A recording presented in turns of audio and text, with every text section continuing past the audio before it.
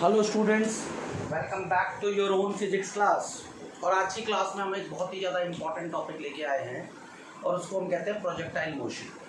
देखो, इससे पहले आपने वेक्टर्स पढ़ा, 2D मोशन पढ़ा, 3D मोशन पढ़ा, बेसिकली जाना कि 2D मोशन क्या होता है, 3D मोशन क्या होता है। हमने मोशन इन स्ट्रेट लाइन भी पढ़ा कि जब कोई भी बॉडी एक सीधी लाइन में सिर्फ एक कोऑर्डिनेट को चेंज करती है तो उसे हम मोशन इन वन डायमेंशन कहते हैं या मोशन इन स्ट्रेट लाइन कहते हैं। अब बेसिकली जब हमने वेक्टर्स पढ़ा तो वहाँ से हमारा मोशन इन 2 डायमेंशन स्टार्ट हो गया। अब देखो होता क्या है, अगर आप ग्राउंड पे खड़े हो और आपने किसी बॉडी को ऊपर प्रोजेक्ट किया, आप देखो ये जो बॉडी है, जिस बॉडी को आपने ग्राउंड से प्रोजेक्ट किया, हुआ क्या, ये बॉडी ऊपर गई और इस पर mg हमेशा नीचे की तरफ एक्ट कर रहा है टुवर्ड्स द सेंटर। अर्थ का ग्रेविटेशनल पुल इसको अर्थ पे वापस लाना चाहता है और मान लो ये बॉडी यहाँ तक पहुँची, this is the maximum height. इसके बाद यहाँ पर इसकी वेलोसिटी 0 हो गई, यहाँ से आपने u वेलोसिटी से प्रोजेक्ट किया, अब वो बॉडी वापस नीचे आएगी और इसको आप लोग कहते थे वर्टिकल प्रोजेक्शन। हम लोग कहते थे body is projected vertically upward. इसको हमने वर्टिकल प्रोजेक्शन का नाम दिया था और बॉडी ग्रेविटी के इफेक्ट में बॉडी नीचे आती है। अगर मैं इस मोशन को ध्यान से देखूं तो इसकी जो वेलोसिटी है वो 1 डायमेंशन में है।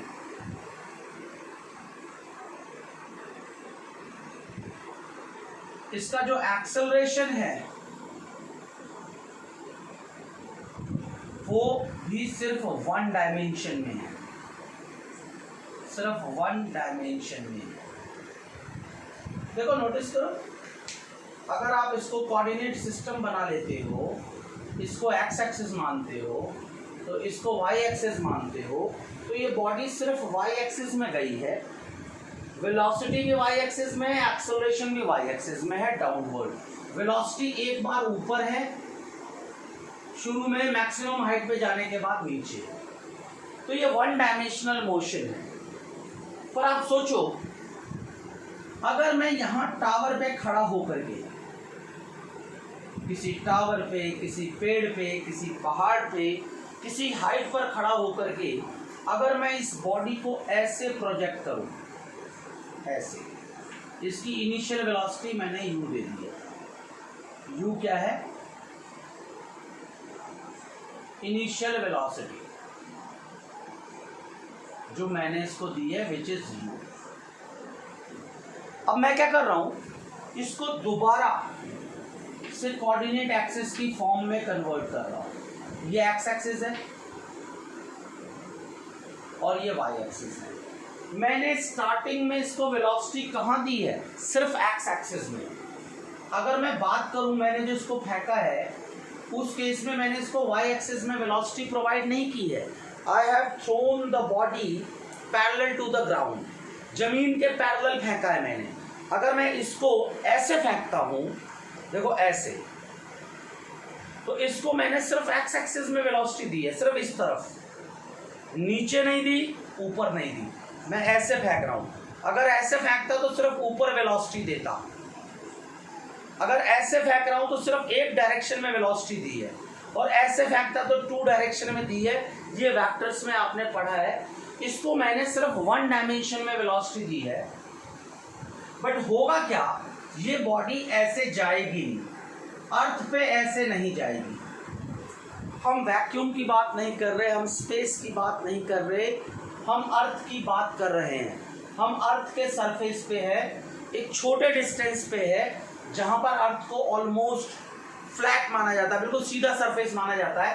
कुछ बच्चे कहते हैं सर अर्थ की सरफेस शेप तो ऐसे होती है, आप इसको सीधा क्यों बना रहे हो?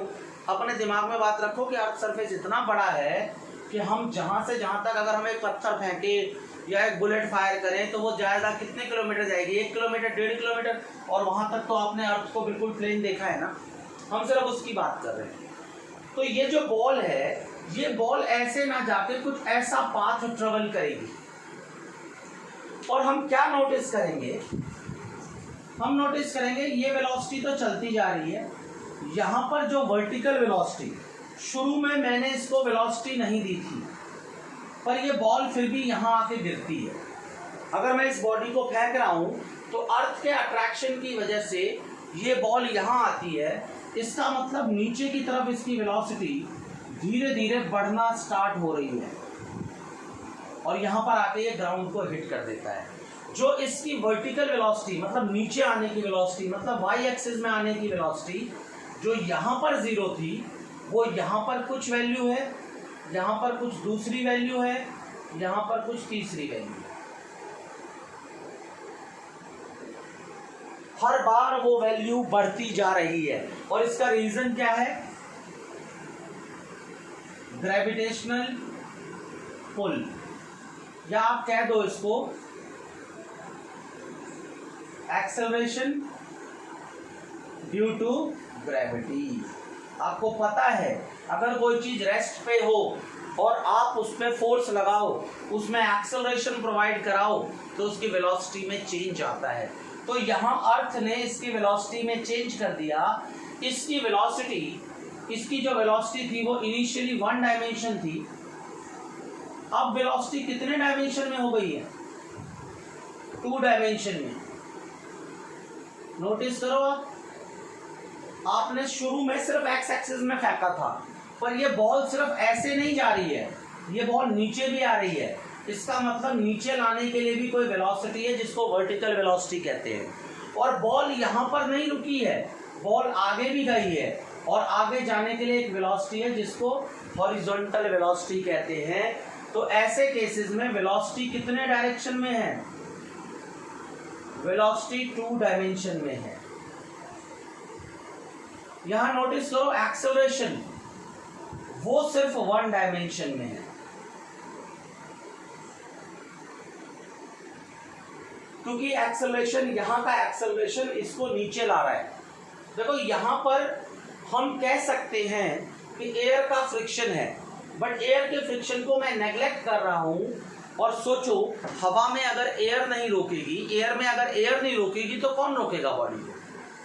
मैंने पत्थर फेंका है, मैंने कोई रॉकेट नहीं चलाया, मैंने कोई क्या कहते हैं, कोई दिवाली में जैसे आप रॉकेट जलाते हो उसमें क्या होता है, केमिकल होता है, वो केमिकल रिएक्शन बर्न होता है और उसको एक वेलोसिटी मिलती है जिस वेलोसिटी से वो हवा में भी अपनी स्पीड को बढ़ाता है।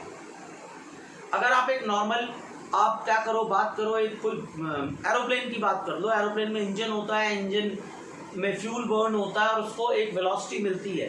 बट जब आप एक पत्थर फेंकते हो तो पत्थर को हवा में कोई वेलोसिटी तो नहीं मिलती, और वेलोसिटी मिलने का कारण क्या है? सिर्फ हवा है। अगर मैंने पत्थर इधर फेंका और हवा इधर आ रही है तो वो इसकी वेलोसिटी को बढ़ा सकती है। मैंने पत्थर इधर फेंका और हवा इधर से आ रही है, वो इसकी वेलोसिटी को घटा सकती है। बट इस केस में मैं क्या कर रहा हूँ? एयर फ्रिक्शन को नेग्लेक्ट कर रहा हूँ। अभी हम इस पे डिटेल में पढ़ेंगे। तो अगर एयर फ्रिक्शन निकल गई तो हवा ना रोकेगी ना स्पीड को बढ़ाएगी, तो एक्स एक्सिस में कोई एक्सेलरेशन नहीं होगा, सिर्फ वाई एक्सिस में एक्सेलरेशन होगा। तो आप देख रहे हो यहाँ पर 2 डायमेंशन वेलोसिटी है, 1 डायमेंशन एक्सेलरेशन है। फिर सोचो आप इसी ग्राउंड पे हो और ग्राउंड से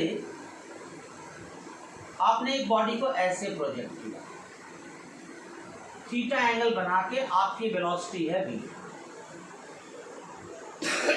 आप क्या करते हो? जमीन पे खड़े होकर आपने क्रिकेट की बॉल बहुत बार फेंकी होगी, एक एंगल पे फेंकते हो आप बॉल, तो क्या वो बॉल ऐसे जाती है? नहीं, वो बॉल ऐसे नहीं जाती है। आपको याद होगा कि वो बॉल कुछ ऐसे जाती है। और आपने क्या किया था? आपने खुद ही इस बॉल को जब ऐसे फेंका था तो इस वेलोसिटी को 2 वेलोसिटी प्रोवाइड कराई थी इस बॉल को। इस एक वेलोसिटी को लेकर के आपने इनडायरेक्ट वे में बॉल को 2 वेलोसिटी दी थी। एक एक्स एक्सिस में दी थी which is v cos theta, और एक y एक्सिस में दी थी which is v sin theta. यहां पर भी देखो, अगर मैं यहां की बात करूं, एक्स एक्सिस की velocity v cos theta, y axis की वेलोसिटी v sin थीटा, अगर मैं एयर के फ्रिक्शन को नेग्लेक्ट कर दूं तो मैं क्या पाता हूं कि मेरे बॉल के पास जो वेलोसिटी है उसका सिर्फ y कंपोनेंट, सिर्फ ये कंपोनेंट चेंज होगा और इस कंपोनेंट में कोई चेंज नहीं आएगा। हवा जब रोकी नहीं तो कोई चेंज नहीं आएगा। इसमें चेंज किसकी वजह से आएगा? ग्रेविटी की वजह से। यहां भी मोशन कितने डायमेंशन में है? मोशन 2D में है और एक्सेलरेशन 1D में है। ये नोटिस करने वाली बात है। तो ये जो आपने बॉडीज को फेंका है, जिनको आप फेंकते हो किसी भी चीज को, बॉल को, पत्थर को, उसको प्रोजेक्टाइल कहते हैं। क्या कहते हैं उसको? प्रोजेक्टाइल। एक बात ध्यान रखना, सबसे पहले मैं आपको बता दूं प्रोजेक्टाइल क्या होता है। When a body is projected with some initial value and allowed to fall freely under the effect of gravity alone, it is called projectile. Yani when a body is projected with some initial velocity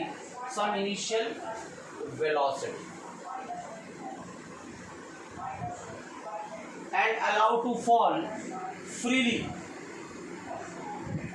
under the effect of gravity alone, it is called projectile. आप किसी भी चीज को हवा में free होके फेंक दो, फ्री छोड़ दो उसको, पर वेलोसिटी दे दो। आप शुरू में उसको वेलोसिटी दो और हवा में फ्रीली छोड़ दो, ये सब प्रोजेक्टाइल है। ठीक है? और याद रखना projectile movement in 2 dimension is called projectile motion.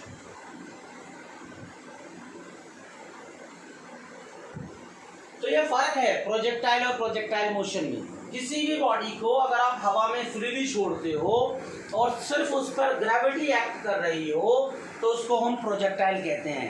याद रखना, हवा में ना तो कोई ऑब्जेक्ट उसकी स्पीड को बढ़ाए, ना तो कोई उसकी स्पीड को घटाए, ना एयर उसको सपोर्ट करे, ना एयर उसको अपोज करे। एयर अपोज भी नहीं करनी चाहिए, एयर सपोर्ट भी नहीं करनी चाहिए। उसमें कोई इंजन भी नहीं होना चाहिए जो उसकी स्पीड को कम या ज़्यादा कर सके। यानी सब कुछ सिर्फ ग्रेविटी पे डिपेंड करे। ऐसे मोशन को हम प्रोजेक्टाइल मोशन कहते हैं। ऐसे मोशन को, ऐसी बॉडी को हम प्रोजेक्टाइल कहते हैं। और अगर वो प्रोजेक्टाइल 2 डायमेंशन में मूव करे, एक प्लेन में मूव करे, बेसिकली प्लेन, इस चैप्टर का नाम भी है motion in a plane. Plane मतलब 2 डायमेंशनल बॉडी। आप किसी पत्थर को ऐसे फेंकोगे तो उसकी हाइट प्लस ये वाली डिस्टेंस, 2 ही डिस्टेंस चेंज होगी। 3 डायमेंशन में तो जाएगा नहीं। ऐसे ऐसे तो आप पत्थर को फेंक नहीं सकते। 3 डायमेंशन में वेलोसिटी तो प्रोवाइड करा ही नहीं सकते। या तो 1D दोगे या 2D दोगे। तो जब 2D में आप मोशन दोगे, 2D मोशन में जब बॉडी मूव कर रही होगी और सिर्फ ग्रेविटी का इफेक्ट होगा, उसको हम प्रोजेक्टाइल मोशन कहते हैं। तो ये तो हमारा प्रोजेक्टाइल नहीं होगा। अगर मैं बात करूं तो हमारा प्रोजेक्टाइल ये नहीं है, हमारा ये प्रोजेक्टाइल हो सकता है, ये प्रोजेक्टाइल हो सकता है। ये सबसे सिंपलेस्ट केस है, एग्जाम में बहुत कम पूछा जाता है, पर हम यहीं से शुरुआत करेंगे प्रोजेक्टाइल मोशन। ठीक है? इसमें मैंने क्या किया है, बॉडी को ग्राउंड के पैरेलल फेंका है इस केस में। क्लियर? और ये भी एक प्रोजेक्टाइल मोशन है। तो देखते हैं हम प्रोजेक्टाइल मोशन में क्या पढ़ते हैं। सबसे पहला हमारा जो काम है वो हम पढ़ते हैं हॉरिजॉन्टल प्रोजेक्शन। इसको लिख दो पैरेलल टू ग्राउंड। सिंपल। आप मान लो किसी बिल्डिंग पे खड़े हो और ये एक्स एक्सिस मान लो, ये वाई एक्सिस मान लो, डॉटेड बनाओ यहाँ पे, है ना। आपने क्या किया, यहाँ पर खड़े हो आप बिल्डिंग पे या किसी टावर पे या किसी माउंटेन पे, कहीं खड़े हो आप, मतलब ग्राउंड से हाइट पे हो आप, और आपने यहाँ से एक बॉडी को फेंका है। This is your velocity which is ux, और आपने u से भेजा है। कैसे भेजा है इसको, पैरेलल टू ग्राउंड, और इसकी वर्टिकल वेलोसिटी कितनी है, 0। सिर्फ ग्राउंड के पैरेलल फेंका है, इसको हॉरिजॉन्टल प्रोजेक्शन का केस कहते हैं। जब आपने इसको ग्राउंड के पैरेलल फेंका तो आप क्या देखोगे कि ये ऐसे करके ऐसे जाए।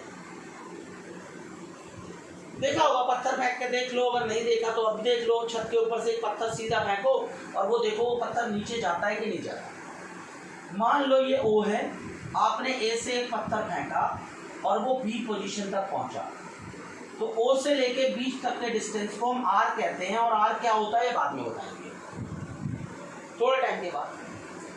सबसे पहले हम यहाँ पर देखते हैं। देखो, अगर मैं इस पॉइंट की बात करूं तो यहाँ पर A की वेलोसिटी है एक्स एक्सिस में, वो u है, और y एक्सिस की वेलोसिटी क्या है, 0। अगर मैं एक पॉइंट यहाँ लूँ तो ये ux है, और ये u रहेगा क्योंकि हवा इसको रोक लेगी, और ये क्या है, यहाँ की वेलोसिटी थोड़ी सी बढ़ेगी, v1। जब आप थोड़ा और आगे जाओगे तो थोड़ी वेलोसिटी और बढ़ जाएगी, जितनी यहाँ होगी उससे थोड़ी ज़्यादा बढ़ेगी, क्योंकि टाइम ज़्यादा हो चुका है, एक्सेलरेशन इसका कांस्टेंट है, नीचे की तरफ है वो चाहिए, और ये अब भी u ही रहेगा।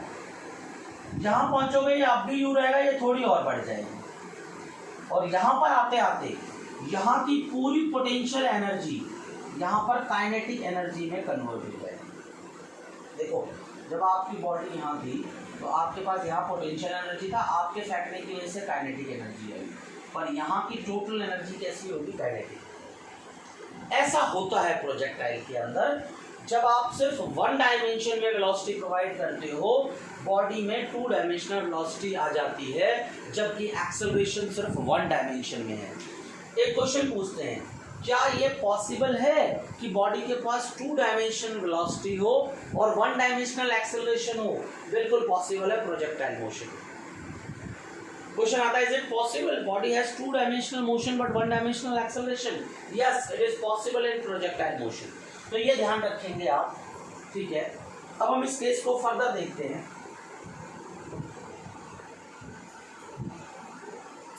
हो क्या रहा है, जब इस बॉडी को हमने प्रोजेक्ट किया है, आई होप कि आपको प्रोजेक्टाइल की डेफिनेशन समझ में आ गई होगी कि क्या है प्रोजेक्टाइल, और मैं चाहूँगा कि आप इस डेफिनेशन को भी स्क्रीन को पॉज करके राइट डाउन कर लें, ताकि मैं यहाँ पर कुछ और बातें लिखूँ जो शायद मैंने लिखी नहीं। तो देखो, कुछ बातें हैं जो हमें प्रोजेक्टाइल मोशन में ध्यान रखनी है, उसके बाद हम इसको करते हैं। याद रखना, क्या बातें हैं आपको जो याद रखनी है इन प्रोजेक्टाइल मोशन। सबसे पहले आपको क्या ध्यान रखना है, एयर फ्रिक्शन इज नेग्लेक्टेड। किसी भी कंडीशन में ये मानना ही नहीं है कि हवा आपको रोक रही है थोड़े टाइम के लिए। देखो, अर्थ पे ये पॉसिबल नहीं है कि हवा आपको ना रोके, अर्थ आपको रोकती है, ये बात श्योर है, पर हम थोड़ा सा रफ आइडिया निकालने के लिए करते हैं। तो आपको ध्यान रखना है कि एयर का फ्रिक्शन नेग्लेक्ट कर देना है, ये मानना है कि हवा इसको नहीं रोकेगी, ना तो स्पीड बढ़ाएगी ना रोकेगी। पहला एजम्पशन लेना है आपको प्रोजेक्टाइल में। दूसरा क्या लेना है, the value of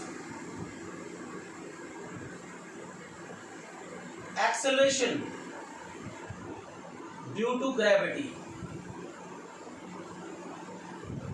is taken constant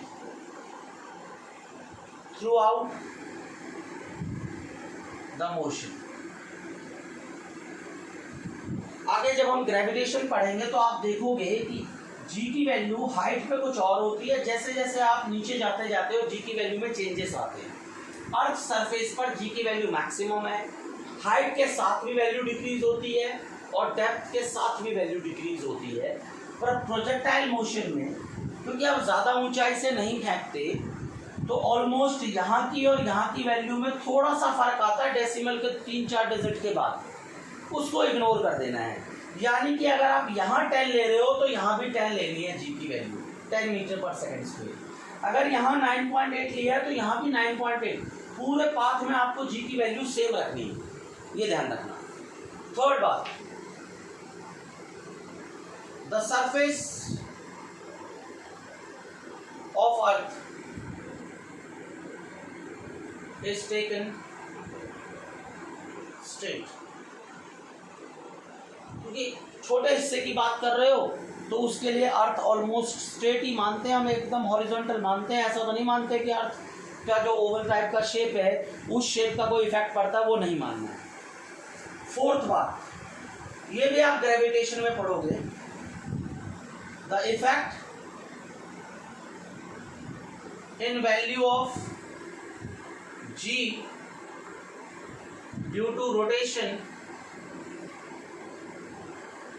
of earth must be neglected। एक और बात आप पढ़ोगे कि जब अर्थ रोटेट करती है तो अर्थ की रोटेशन की वजह से एक्सेलरेशन ड्यू टू ग्रेविटी की वैल्यू चेंज होती है। तो उस स्मॉल जी यानी कि स्मॉल जी की वैल्यू में जो चेंज आता है रोटेशन की वजह से, कांस्टेंट मानना है तो इसको भी नेग्लेक्ट करना है, क्योंकि आपको मानना है कि throughout the motion g constant है। तो हर प्रोजेक्टाइल के लिए ये अजम्पशन आपको मान के चलनी है, ये ध्यान रखना है, अपने ब्रेन में फिट कर देनी है चारों बातें कि जब भी हम प्रोजेक्टाइल की स्टडी करेंगे ये चारों कॉन्सेप्ट हमें लेके चलने हैं, हमारे ब्रेन में होने चाहिए। अब आप देखो, जब आपने इसको यहां से फेंका तो इस बॉडी ने वाई एक्सिस में भी डिस्प्लेसमेंट की। When body is projected, it displaces it changes its position in 2 dimension। 2D लिख रहा हूं मैं, यानी वो अपनी पोजीशन को 2 डायमेंशन में चेंज कर रहा है। और आपको पता है इक्वेशन ऑफ मोशन हम 1 डायमेंशन में ही लगा सकते हैं, 2 डायमेंशन में डायरेक्ट नहीं लगा सकते, दोनों डायमेंशन में हमें 1 बाय 1 करके लगाना पड़ेगा। तो हम क्या कर रहे हैं, जो इसने y में चेंज किया उसके लिए अलग इक्वेशन लगाएंगे और x के चेंज के लिए अलग इक्वेशन लगाएंगे। x में अगर मैं ये पॉइंट x ये कोऑर्डिनेट 0 0 मानूं तो ये कोऑर्डिनेट कितना होगा, दिस इज x 0 और h, y की जगह h, इस पॉइंट पर x की जगह r और y की जगह 0। ये कुछ कोऑर्डिनेट है, देखो ये यहाँ से यहाँ तक आ रहा है तो x r हो गया और हाइट 0 हो गई तो y 0 हो गया, ये कोऑर्डिनेट। और ये कोऑर्डिनेट कितना हो गया, दिस इज x 0 और y की जगह h है, पहाड़ की ऊंचाई h है, ये माना हमने। तो मैं क्या कर रहा हूँ, इसके मोशन को कैलकुलेट कर रहा हूँ, मोशन अलोंग x एक्सिस। तो मैं सबसे पहले x एक्सिस में इसकी मोशन को कैलकुलेट कर रहा हूं कि x एक्सिस में ये क्या कर रहा है। देखो तो x तुम्हें पता है s equal to u t plus half a t square होता है, तो मैं यहाँ x equal to u t plus half a t square लगा रहा हूँ, या s लिख दो, आपको पता ही है। अब s की जगह यहाँ पर x है, u की जगह x एक्सिस की वेलोसिटी है, प्लस हाफ a की जगह x एक्सिस का एक्सेलरेशन है, साथ में t स्क्वायर। अब आप देखो इसमें जो आपने एजम्पशन की है, आपने क्या एजम्पशन की है, आपकी एजम्पशन क्या है, एयर फ्रिक्शन इज नेग्लेक्टेड। और आप जानते हो जब आप बॉडी को इधर फेंकोगे यानी x एक्सिस मतलब इधर, तो सिर्फ एयर रोक सकती थी और उसको आपने नेग्लेक्ट कर दिया, तो x एक्सिस का एक्सेलरेशन कितना होगा, 0, और है ना। और x एक्सिस में वेलोसिटी कितनी थी आपकी u, जो आपने शुरू में लिखी, तो यहां पर देखो x equal to u t plus 0, इससे t की वैल्यू कितनी आ गई, x upon u. This is equation number 1। ये पहली इक्वेशन बनी जो मैंने इसकी एक्स एक्सिस की जर्नी, इधर वाली जर्नी से कैलकुलेट किया है। अब चूंकि ये ऊपर से नीचे भी आया है, यहां से ऐसे नहीं जा रहा है, ये यहां से ऐसे जा रहा है, तो वाई एक्सिस में भी मूव हुआ है ये, तो वाई एक्सिस में इसका डिस्प्लेसमेंट कितना है, एक्स से ये 0 पहुंच चुका है। तो देखते हैं, यहां कैलकुलेट करते हैं मोशन अलोंग वाई एक्सिस। देखो तो इसमें भी लगाते हैं s equal to u t plus half a t square. अब यहाँ y डाल दो, y के along velocity into t plus half a के अलोंग एक्सेलरेशन इंटू टी। अब इसमें देखो क्या है, शुरू में initial velocity along y axis हमने कितना माना था, 0। तो हमने ये तो हमें साफ पता है कि u y इक्वल टू 0, और क्या है, एयर के इफेक्ट सिर्फ ग्रेविटी के इफेक्ट में है और ग्रेविटी नीचे की तरफ लग रही है, तो एक्सेलरेशन अलोंग y एक्सिस कितना होगा, g, पॉजिटिव g। फिर बात करते हैं टाइम की। आप सोचो टाइम क्या होगा, आपने यहां से फेंका, ये बॉल ऐसे ऐसे ऐसे ऐसे ऐसे ऐसे ऐसे जा सकती थी, पर ग्रेविटी ने क्या किया, इसको अपनी तरफ खींचा और नीचे लेके आया, और ग्रेविटी इस पर कब तक नीचे लाएगी, जब तक ये ग्राउंड को हिट ना कर ले। तो इसका और इसका टाइम सेम होगा, तो x की, तो टाइम की जगह क्या लिखोगे आप, x अपॉन यू, और यहां पर आप पुट कर दो y equal to 0 plus half plus G, T की जगह x अपॉन यू का होल स्क्वायर। इसको नोटिस करो आप, क्या होगा, y equal to 1/2 U square G ऊपर और साथ में x स्क्वायर, 2 यू स्क्वेयर एक साथ, जी ऊपर और साथ में x स्क्वायर। ये assumptions लिख लो बेटा, इसको मैं रब कर रहा हूँ, स्क्रीन को पॉज करके इसको राइट डाउन कर रहे हैं। देखें क्या होगा, देखो आप, अगर आप इसको यहां देखते हो तो यहां आएगा 2 यू स्क्वेयर बाई जी, साथ में y इक्वल टू के x square, simply x square. इस एक्स स्क्वेयर को यहीं छोड़ दिया, इसको इधर भेज दिया, इसको नीचे भेज दिया, और अगर आप नोटिस करो तो 2 यू स्क्वेयर बाई जी, आपने हॉरिजॉन्टल की वेलोसिटी और ये सब कांस्टेंट माना है,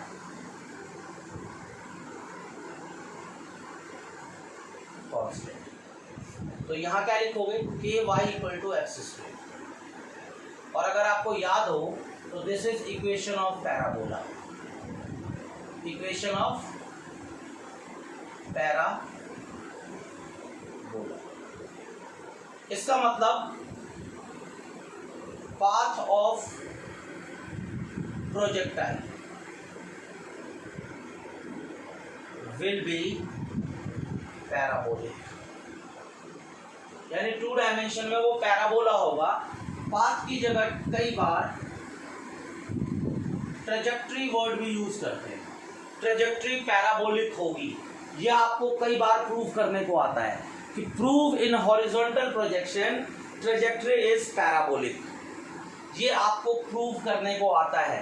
तो आप यहां से लेके पूरा प्रूव करके बताओगे कि इसकी ट्रेजेक्ट्री कैसे पैराबोला होती है, क्योंकि final equation x square into k y, मतलब k y equal to x square, ये इक्वेशन ऑफ पैराबोला है।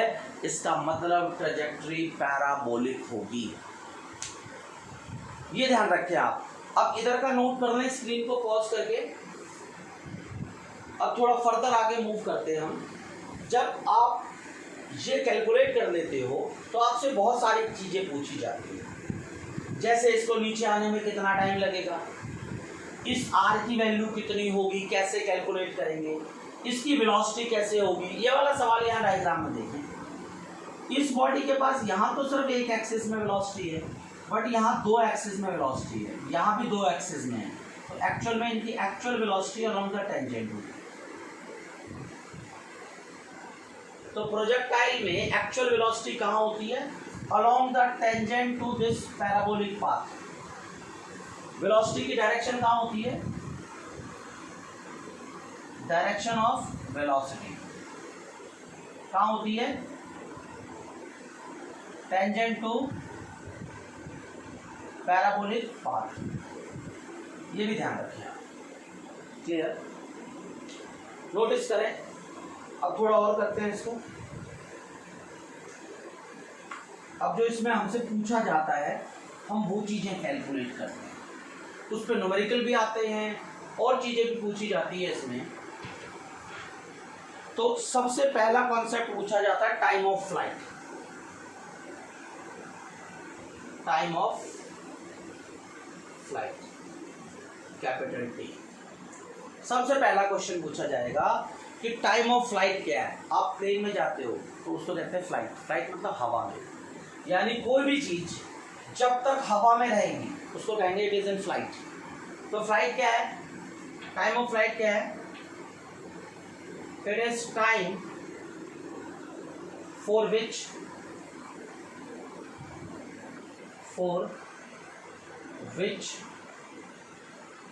प्रोजेक्टाइल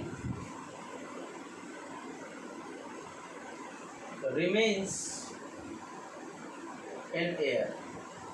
वो टाइम जिस टाइम के लिए ये बॉडी हवा में रही, हवा में यानी यहां से यहां आने तक का टाइम, ये निकालना है। अब आप सोचो, जब ये टाइम निकालना है तो मेरे पास दो इक्वेशन थी, एक एक्स एक्सिस में एक वाई एक्सिस में। एक्स एक्सिस की तो कोई लिमिट ही नहीं है क्योंकि एक्स एक्सिस में रुकेगा ही नहीं। रुक क्यों रहा है, वाई एक्सिस में आने की वजह से, क्योंकि ग्रेविटी नीचे ला रही है और इससे जमीन पे हिट कर देगा और नीचे तो जाएगा नहीं। तो टाइम निकालने का सबसे अच्छा ऑप्शन क्या है, यहाँ से तो टाइम की कोई लिमिट डिफाइन होती नहीं है। डिफाइन करने की सबसे बड़ी लिमिट है कि बॉडी तब तक हवा में रहेगी जब तक वो जमीन को हिट ना करे।